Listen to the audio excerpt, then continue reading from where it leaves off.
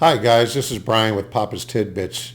In 2017, I was having some health issues while I was working out of town on a construction site.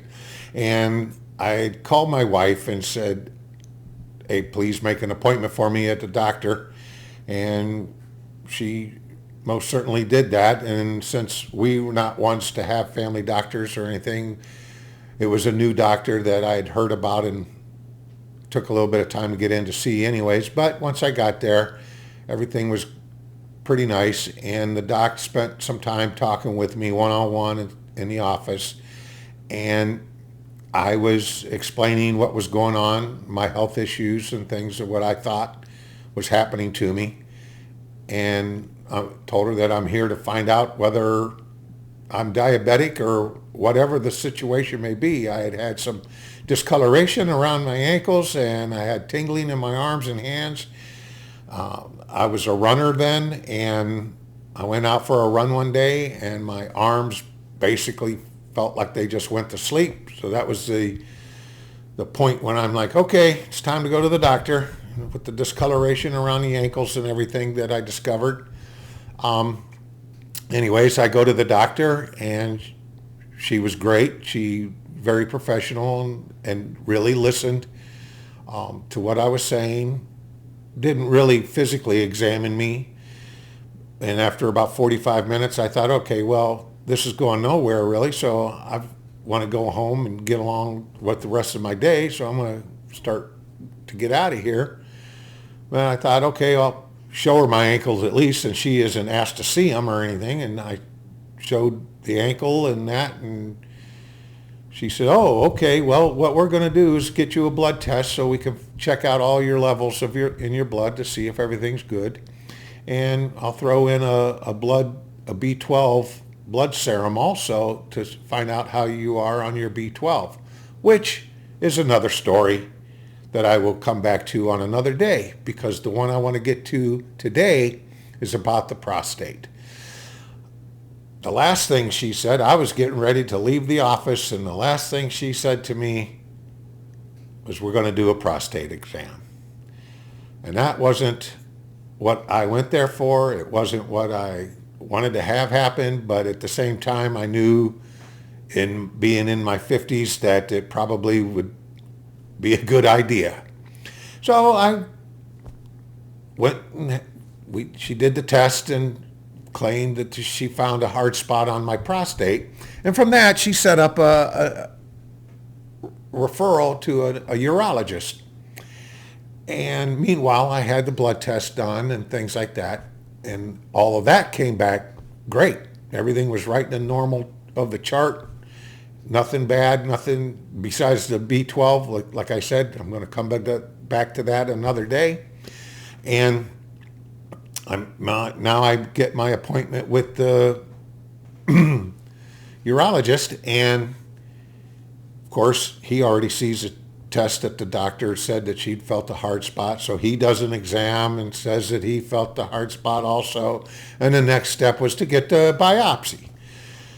So we scheduled the biopsy, and I got the biopsy done, which was not one of the most pleasant things that I've had in my life. But I also have never had a child, so that's where that's going to go in that department. It was bad, but I'm sure it wasn't as bad as having a child. Anyhow, I got the results back.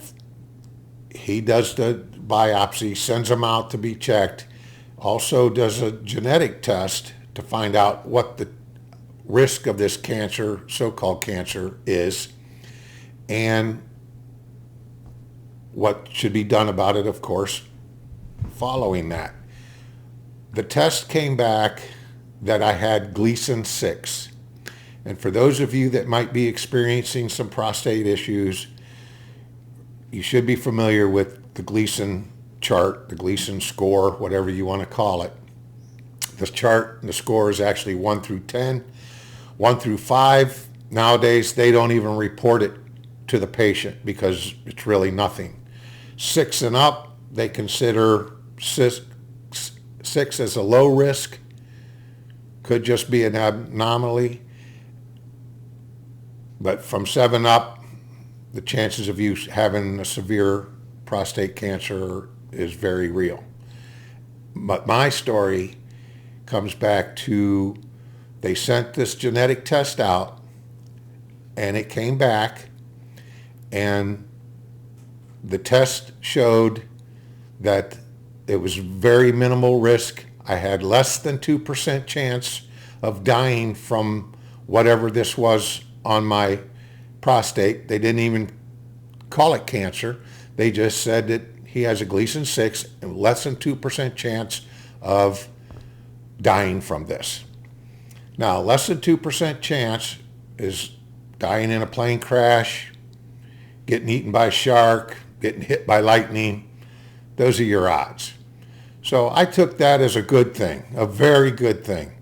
And my wife, meanwhile, was also on the internet during the day while I would go to work and things and find all this information out. And a lot of it came from Great Britain and some other European countries.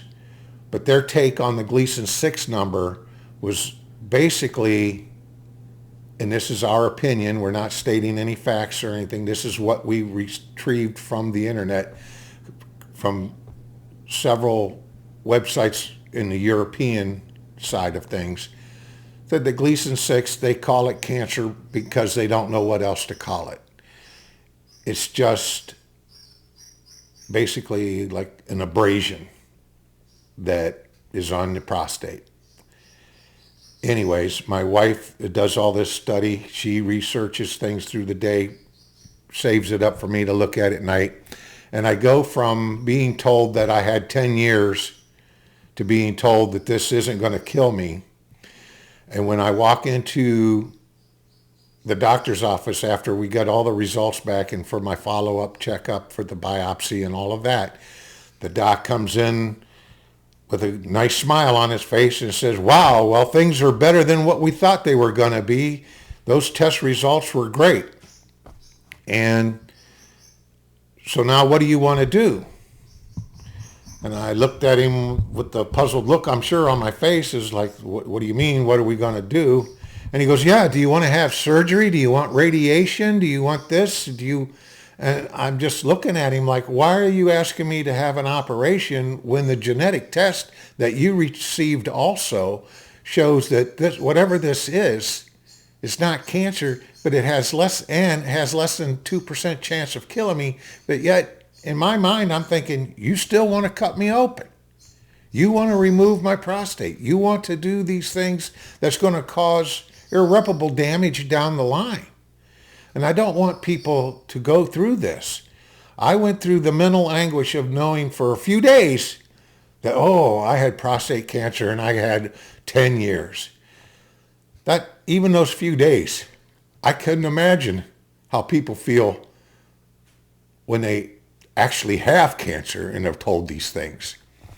Fortunately for my wife, doing her research and showing me things to get on the internet and research, and I looked up some of my own stuff, that I realized that this so-called prostate cancer was non-existent in me.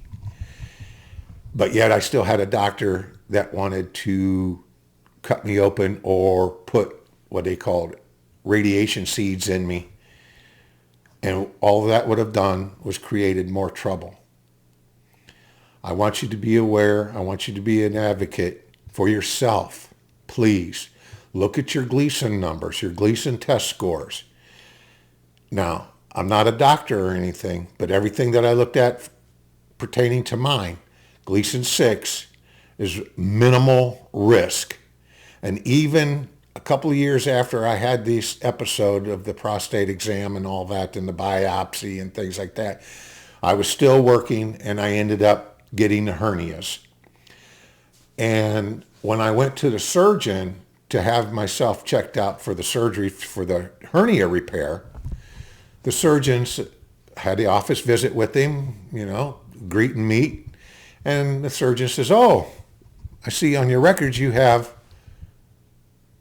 prostate cancer." And I said, "No, I don't have prostate cancer. I have Gleason 6. And I was very adamant and very firm that I told him what my Gleason score was. And he says, oh, well, if you had Gleason 6, well, then you almost had cancer. So please, take your time, look at this stuff. Don't take the doctor's word for it. I'm not saying that they're not there to help you. But you need to be your own advocate, because just my opinion, if they can make a quick buck, they're going to make a quick buck. And it's not worth your health ramifications of if you actually don't need that surgery. If you do need it, I'm an advocate. I understand. Have it. But make sure you have to have it. Don't just let these people cut you open and take things and use you as a guinea pig to figure out the next step that they could possibly do. Anyways, thanks for listening. I'm going to see you again real soon. Next time I'm going to cover the vitamin B12 deficiency issue. Thanks a lot. Have a great day.